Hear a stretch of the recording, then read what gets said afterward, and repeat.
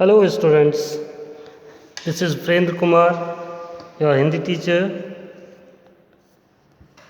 पिछले वीडियो में हमने पढ़ा था वर्णमाला के विषय में, जिसमें हमने सीख लिया था कि वर्ण क्या होते हैं, स्वर क्या होते हैं। आज बात करते हैं व्यंजन की।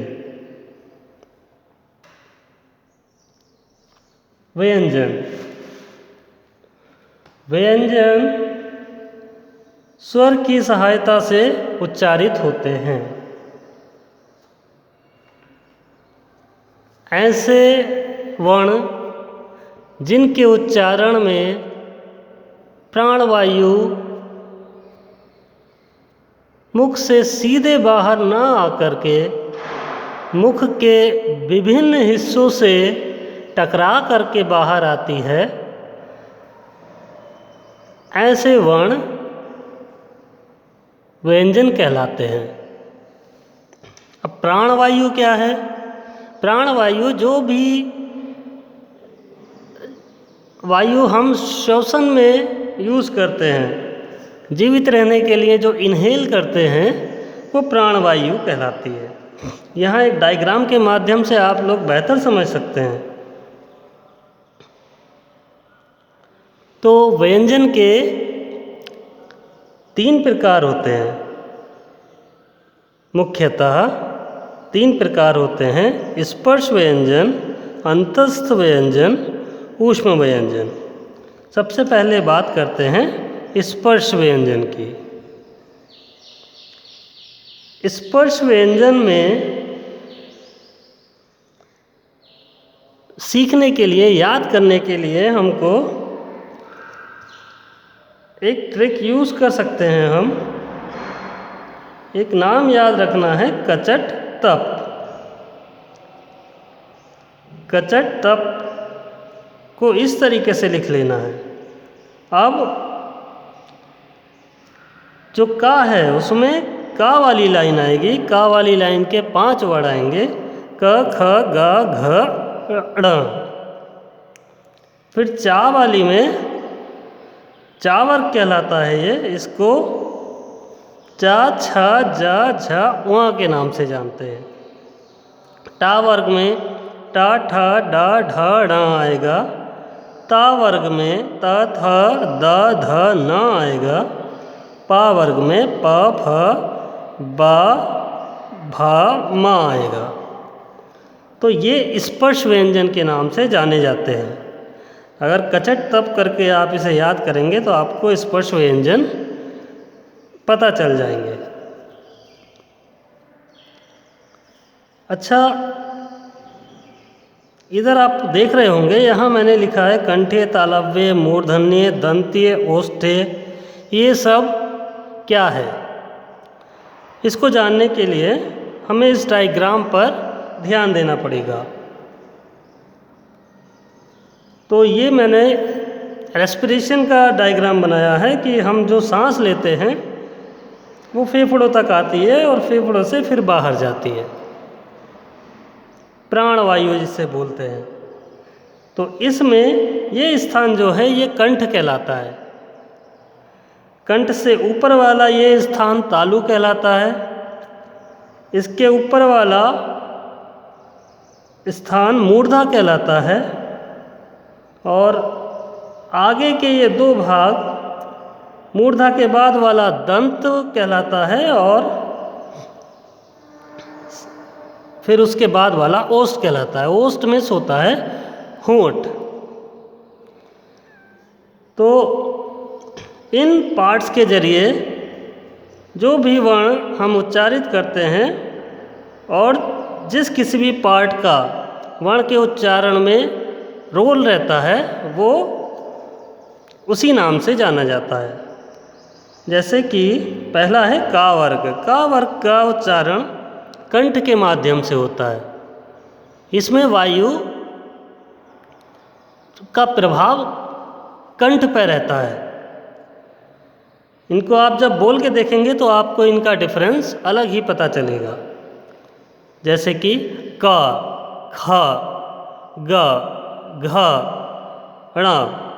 उच्चारण में आप देख रहे होंगे कि इसमें हमने कंठ का यूज़ किया। चा वर्ग को जब हम बोलते हैं तो इसमें तालु का यूज़ होता है। जो तालु स्थान हमारे गले में होता है, वायु वहाँ आकर के टकराती है, तब जा कर के हम चा वर्ग के वर्ण बोल पाते हैं।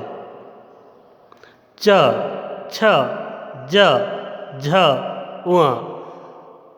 जब आप उच्चारण करेंगे तो आपको पता लगेगा कि अब जो वायु का प्रभाव है कंठ से थोड़ा ऊपर स्पर्श हो रहा है। गले के विभिन्न हिस्सों से स्पर्श होता है, इसलिए इसको स्पर्श व्यंजन नाम दिया गया है। अगला है टा, टा वर्ग। टा वर्ग को उच्चारित करेंगे तो ट, ठ, ड, ढ, ण। तो तालु के ऊपर वाला भाग मूर्धा, ये इसमें वायु मूर्धा पे आके टकरा रही है, तब जा कर के हम टा वर्ग के वर्ण उच्चारित कर पा रहे हैं।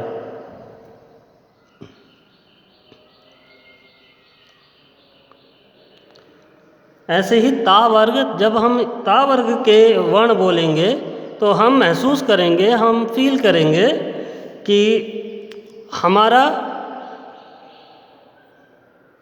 जो वायु है, प्राण वायु, वो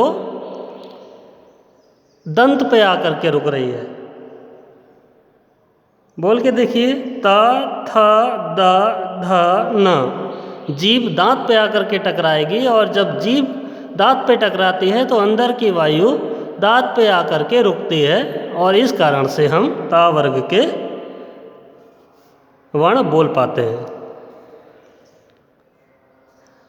इसमें जानने लायक बात यह भी है कि जिस व्यक्ति के दांत नहीं होते हैं वो ता वर्ग के वर्ण नहीं बोल पाएगा, चाहे वो छोटा बच्चा हो या बूढ़ा व्यक्ति हो। अगला है पा वर्ग। पा वर्ग में आप बोल के देखिए, आप लोग जब उच्चारण करेंगे तो आपको अनुभव होगा कि हम इसमें होंठ का यूज कर रहे हैं। बिना होंठ के प्रयोग के इन वर्णों को नहीं बोला जा सकता। प, फ, ब, भ, म। आपने उच्चारित कीजिए और आपने देखा कि इसमें होंठ का यूज हुआ। तो ये स्पर्श व्यंजन थे। इसी में ही ये वाले लास्ट वाले जो वर्ण होते हैं, स्पर्श व्यंजन के सबसे लास्ट के वर्ण जो होते हैं ये कहलाते हैं नासिक्य, क्योंकि इनको बोलने में इन भागों का तो यूज़ होता ही है, साथ ही साथ नाक का भी यूज़ होता है, नासिका का।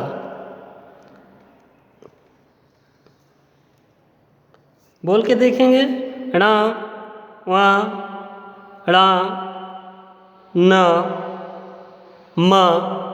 तो होंठ के साथ साथ नासिका का यूज़ हुआ, दंत के साथ साथ नासिका का यूज़ हुआ, तो इसलिए इसको नासिक्य व्यंजन के नाम से भी जानते हैं। स्पर्श व्यंजन हमने समझ लिए। अब इसके बाद आते हैं अंतस्थ व्यंजन।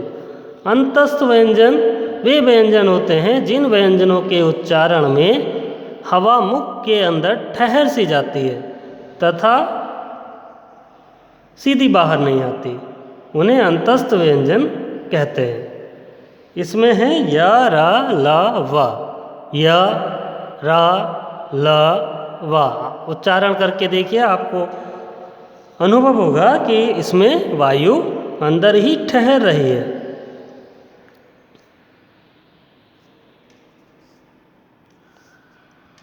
अगला है ऊष्म व्यंजन। श, श, सा, हा।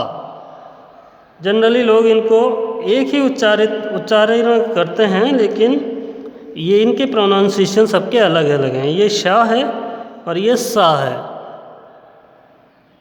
लोग क्या करते हैं, इसको भी सा बोलते हैं, इसको भी सा बोल देते हैं। ऐसा नहीं करना है। और ये व्यंजन ऊष्म व्यंजन की कैटेगरी में आते हैं।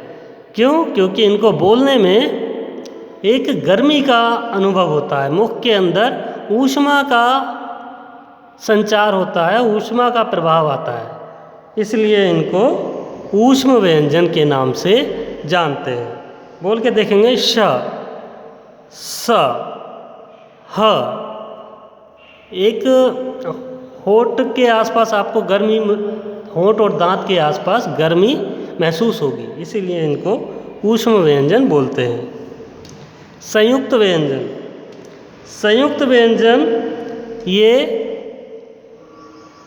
जैसे कि स्वर को बोलने में 1 मात्रा का समय लगता है, व्यंजन को बोलने में 2 मात्रा का समय लगता है, लेकिन संयुक्त व्यंजन में एक आधा व्यंजन होता है और एक पूरा व्यंजन होता है, इसलिए इसको हम डेढ़ के नाम से भी जानते हैं। तो ये 4 प्रकार के हैं, छ, त्र, ग, श। तो छक में का और शा है, त्र में ता और रा है, ज्ञा में जा और वा है, श्रा में श और रा है। इसमें पहला वाला जो है स्वर रहित है और बाद वाला स्वर सहित है। तो मैं समझता हूँ कि आप लोग अच्छे से समझ गए होंगे और इसको आप लोग अच्छे से तैयार करेंगे। होमवर्क में आप लोगों को ये स्पर्श व्यंजन की टेबल जो है लिखनी है और याद करनी है, और नोटबुक में इस तरीके का एक ये डायग्राम बनाना है, और उस डायग्राम में जो जो भाग मैंने वर्ण के उच्चारण में सहायता करते हैं उन भागों को आप लोगों को डायग्राम बना के कॉपी पर इंडिकेट करना है, दर्शाना है। Okay students, thank you.